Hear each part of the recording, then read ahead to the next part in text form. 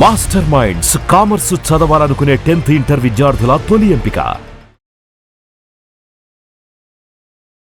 నమస్తే రమగారు. నమస్తే జయ. రమగారు, విక్రమ బెత్తాల కథలు చాలా రోజులు అవుతుందండి. చెప్తాం. పట్టువదలని విక్రమార్కుడు మళ్ళీ లోపలికి నడిచాడు. కళేబరాన్ని భుజం మీద వేసుకున్నాడు. వెనక్కి నడుస్తున్నాడు. దాన్ని ఆశ్రయించుకుని ఉన్న భేతాళుడు రాజుగారితోటి మాట్లాడుతున్నాడు. నువ్వు చాలా ఓపికవంతుడివి, మళ్ళీ మళ్ళీ వస్తున్నావు, నీకు మార్గాయాసం తెలియకుండా ఒక కథ చెప్తానని ఒక కథ చెప్పడం మొదలుపెట్టాడు. పూర్వం ఒక పెద్ద షావుకారు గారింట్లో కన్నయ్య అని ఒక కుర్రాడు ఉండేవాడు. వాడు బాగా పనిచేసేవాడు. జమీందార్ గారింట్లోనే ఉండేవాడు. వాడికి ఏం జీతం భత్యం లేవు పాపం. వాళ్ళ నాన్నో తాతో ముత్తాత వాళ్ళ నాన్నో ఈ జమీందారు దగ్గర షావుకారు దగ్గర అప్పులు చేసి వెట్టి బానిసల కింద ఉండిపోయారు. వాళ్ళు అక్కడే తింటూ ఉంటాడు, అక్కడే తిరుగుతాడు. ఏడాదికి 2 జతలో 3 జతలో బట్టలు కుట్టిస్తారు. ఏమన్నా ఇళ్లలో పెళ్ళి పబ్బము పెద్ద పెద్ద పూజలు వస్తే పాలేళ్ళందరికీ బట్టలు తీస్తారు. వీడికి కూడా ఒక జత బట్టలు వస్తాయి. ఏ అల్లుడు గారో అబ్బాయి గారో విప్పేసిన బట్టలేవో పాత బట్టలేవో ఇస్తారు. ఉంటూ ఉండేవాడు. వీళ్ళకి నమ్మిన బంటుగానే ఉన్నాడు. డబ్బు అయితే లేదు వాడి దగ్గర. అయితే ఈ షావుకారు గారింటికి ఒక బంధువుల సమూహం వచ్చింది.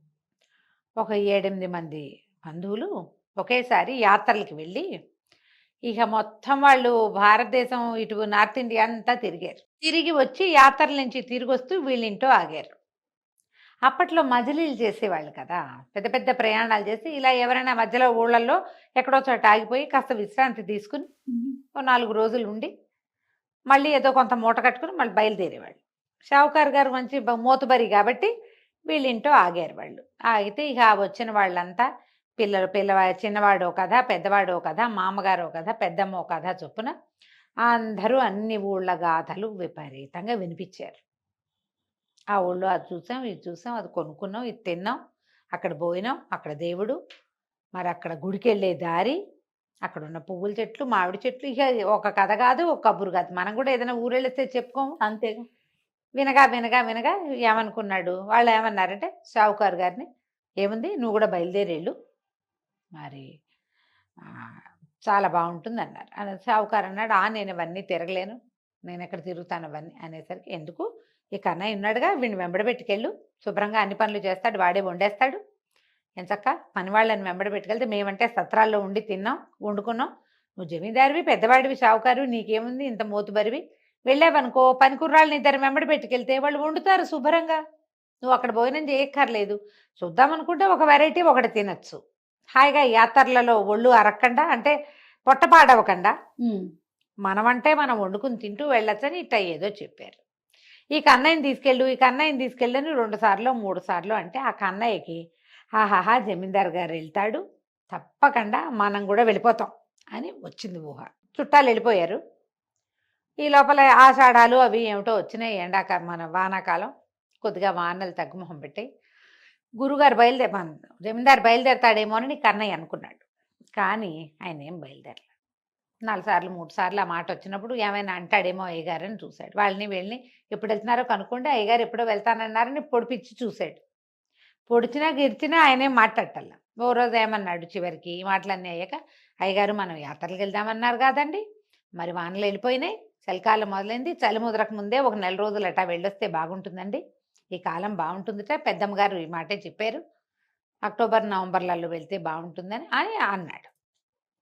అనేసరికి అన్నాడు, ఆ చచ్చ ఇంకేమిటి, ఎవడు వెళ్ళేది, వాళ్ళకి పని పాట లేక వెళ్ళారు, మనకు బోళ్ళు పనులు లేవా ఇక్కడ, ఇంత వ్యాపారం, ఇంత వ్యవసాయం, ఇంతమంది పని వాళ్ళు, మనకేమో పెద్ద రాజుగారికి అప్పచెప్పాల్సిన లెక్క డొక్క ఉన్నాయి, ప్రయాణం లేదు గియానం లేదు అనగానే వీడు హతాశుడు అయిపోయాడు ఈ కన్నయ్య.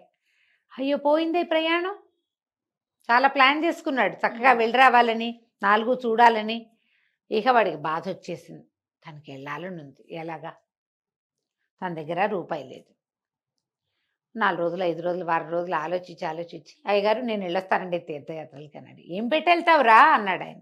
ఏమన్నా పెట్టం ఎందుకండి, వెళ్ళిపోతాను అంతే, ఇంకా ఎక్కడేది దొరికితే అది తింటాను, ఏ సత్రాల్లో అన్నాలు పెట్టే సత్రాలు బోల్డ్ ఉన్నాయని పెద్దమ్మ చెప్పింది, పెద్దనాన్నగారు కూడా చెప్పాడండి, నేను వెళ్ళిపోతానండి అన్నాడు. ఇక జమీందారు గారు నీ ఏడుపుని వేడ్చుకోవేదవా, రూపాయి ఇవ్వని నీకు అన్నాడు. రూపాయి లేదు, అర్థ లేదు, ఒక చిన్న చేతి సంచితో ఒక్క చొక్కా, ఇంకొక చొక్కా, పంచా కండువా ఒంటి మీద ఉన్న బట్టలతోటి కన్నయ్య ఊళ్ళోంచి బయటికి వెళ్ళిపోయాడు. వారా వీరా నడిచి వెళ్తున్నారు. మేము శ్రీశైలం వెళ్తున్నామంటే వాళ్ళ తన కలబడిపోయాడు. శ్రీశైలం చూశాడు. శ్రీశైలంలో భోజనం పెడతారు. శుభ్రంగా అక్కడ తిని ఆ రోజంతా శ్రీశైలంలో తిరిగాడు. మళ్ళీ ఇంకెక్కడికో పోతున్నాం ఎవరంటే వాళ్ళ వెనకాల పడిపోయాడు. ఇట్లా వెళ్ళటం మొదలుపెట్టాడు. అట్లా అట్లా అట్లా అట్లా మెల్లిగా ఉత్తర భారతదేశపు యాత్ర వైపుకు మళ్ళీపోయాడు. ఓ ఎక్కడైతే దొరికితే అది తిన్నాడు. పైగా పాతకాలంలో ఇన్ని స్నాక్సా ఈ వ్యవహారమా, తిన్నప్పుడే శుభ్రంగా అన్నం తినేయటం. పైగా ఇలా యాత్ర వైపుకు వెళ్తున్న వాళ్ళకి ఒక ముద్ద అన్నం పెట్టడానికి అసలు ప్రజలు వెనక్కి తీసేవాళ్ళు కాదు. ఆ కాలం అట్లాంటిది. అదో బంగారు కాలం అంతే అనుకోవాలి కదా. అంతే కదా. 2 రోజులుండి కాస్త ఈ పని చేసి పెట్టు, 2 పూటలు మా ఇంట్లో తినబోయ్ అనేవాళ్ళు కూడా. ఆహా పనులు గడ్డి బామ వేస్తున్నావు, కాస్త వామ వేసి పెట్టు, ఈ 2 రోజులు తిందు కానీ అని 2 రోజులకి భోజనం మూట కట్టి ఇచ్చేవాళ్ళు కూడా కనపడేవాళ్ళు. అవి జరిగేవి. ఇప్పుడు కాలం ఇట్లా దేశం గొడ్డుపోయింది కానీ అప్పట్లో కాదు పాపం. వెళ్ళగా వెళ్ళగా ఏమైంది, ఇతను ఒక చోట సత్రంలో పడుకున్నాడు. ఈ కన్నయ్య పడుకుంటే ఏమైంది, తెల్లవారి ఈ అబ్బాయి లేవటానికి ముందే ఇంచుమించు సత్రం ఖాళీ అయిపోయింది. ఓ లేటుగా లేచాడు. రాత్రి బాగా అలసటగా ఉండి కాళ్ళు నొప్పులుగా ఉండి 2 సార్లు 3 సార్లు మేలుకు వచ్చేసింది. ఇతను లేచి మొహం కాళ్ళు చేతులు కడుక్కున్నాడు. వాళ్ళు ఏదో ఇంత సద్దన్నం పెట్టారు. ఆ సత్రం ఆయన ఏదో అన్నం పెట్టాడు. శుభ్రంగా వీడు అన్నం తినేశాడు. తన బట్టలు తెల్లవారి నిద్ర లేవగానే జాడి చారేసుకున్నాడు. ఆరిన బట్టల్ని నువ్వు దగ్గర జాడించుకుని మంచినీళ్ళతో నువ్వు ఉతుక్కుంటే బట్టలు శుభ్రంగా ఉంటాయి. బట్టలు మడత పెట్టుకుని సంచిలో పెట్టుకుని ఆ చిన్నది ఇంతది పెట్టుకుని యువతలకు వస్తుంటే, ఓయ్ ఓయ్ గుర్రాడా ఏమిటో నీ సంచి వదిలిపెట్టిపోతాం, సంచి పట్టుకెళ్ళు అని ఒక సంచి ఆయన చేతులు పెట్టాడు. అబ్బాయి ఇది నాది కాదండి అని అన్నాడు. నీది కాపాటం ఏంటి, నువ్వు పడుకున్న చోటే ఉంది, అన్నీ మర్చిపోతారు ఈ కాలపు పిల్లలు అంతే, పద పద ఇవ్వుచుకో అనేసి ఆయన ఏం చేశాడు, ఒక సంచి వీడి చేతులు పెట్టేసి ఆయన దబదబా లోపలికి వెళ్ళిపోయాడు. ఏం చేయాలో తెలియదు. సంచి ఎవరిది, మన దగ్గర ఉన్నది ఏమిటి, ఓ చొక్క, ఒక పంచ, ఒక గావంచ, అదే ఒక ఉత్తరం, ఒక తువ్వాల్ లాంటిది, అది ఇంత చిన్న మూట సంకల పెట్టుకునేది, సంచి కాదు ఇదేదో బ్యాగు. ఏం చేయాలో తెలియలే. ఈ లోపల ఆయన ఏం చేశాడు, వీడిని వదిలిపెట్టి లోపలికి వెళ్ళి దబదబా అర్చించి తలుపులు వేసుకొచ్చేస్తున్నాడు. ఆయన ఎక్కడికో వెళ్ళిపోవాలి. ఇతను బయట ఉంచుండగానే ఇతను ఆలోచిస్తున్నాడు. ఆయన వాకిలి తాళం వేసాడు. అందరు వెళ్ళిపోయారు. సత్రంలో పిట్ట పరుగు లేదు, ఎవరు లేరు, మనిషి అన్నవాళ్ళు లేరు, పనివాళ్ళు ఎవరు లేరు.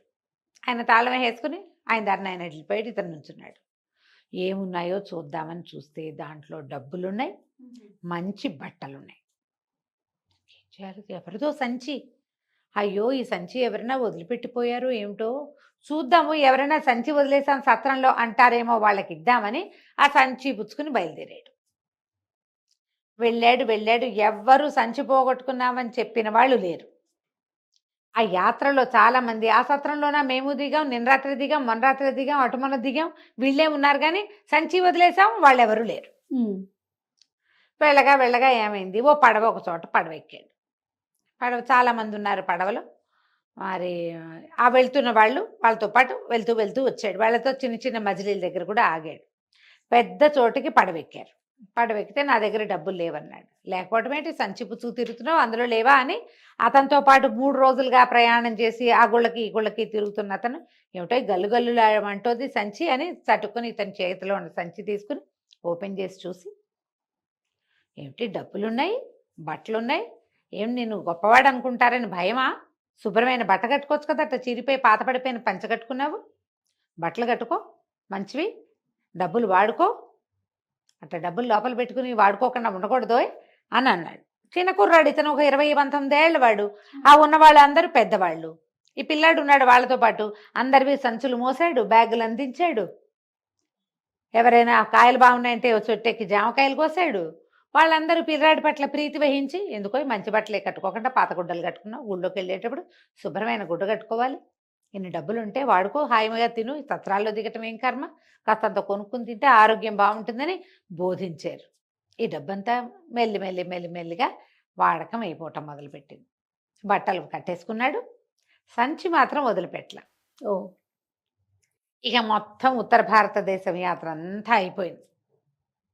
దక్షిణ భారతదేశపు యాత్ర కూడా సగపడయ్యాక మరి ఇది ఎక్కడ ఇంచుమించుగా ఈ కర్ణాటకలో ఒక ప్రాంతంలో ఒక దేవాలయం దగ్గర ఆయన ఎవరో పట్టేసుకున్నాడు వీణ్ణి, నీ కన్నయ్యని.